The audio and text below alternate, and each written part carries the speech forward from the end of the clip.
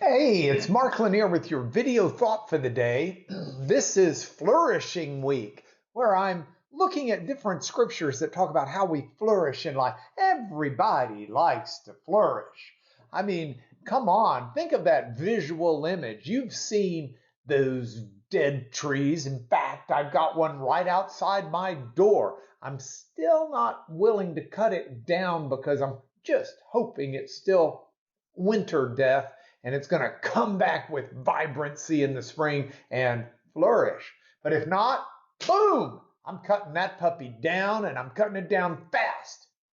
That's because I don't have an ability to take a dead, dry tree and make it flourish. The best I got is take a sick tree and maybe make it a little bit better, but that's a little bit past me. Now, here's the reason I'm saying this. There's a tremendous passage on flourishing that we find in the Old Testament prophet Ezekiel. And Ezekiel talks about God, and God in Ezekiel 17:24 has an ability that I don't have. God can take that old, dead, dry tree and make it flourish. Ezekiel 17:24 says, all the trees of the field will know that I am the Lord. I bring low the high tree. I make the high tree the low tree. I dry up the green tree, and I make the dry tree flourish. I'm the Lord. I've spoken it. I'll do it. Now think about this for a minute, because Ezekiel's not really talking about trees.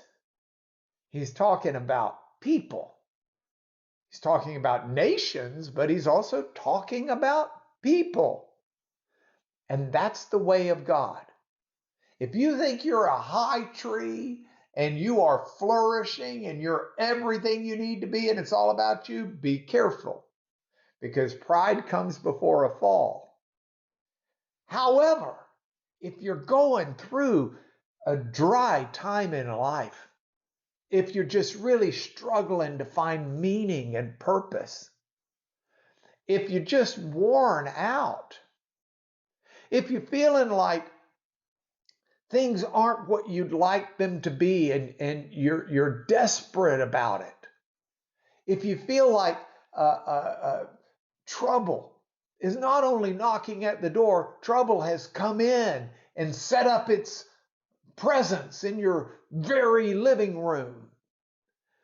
When your tree is dry, turn to God, because God is able to make the dry tree flourish. He can resuscitate.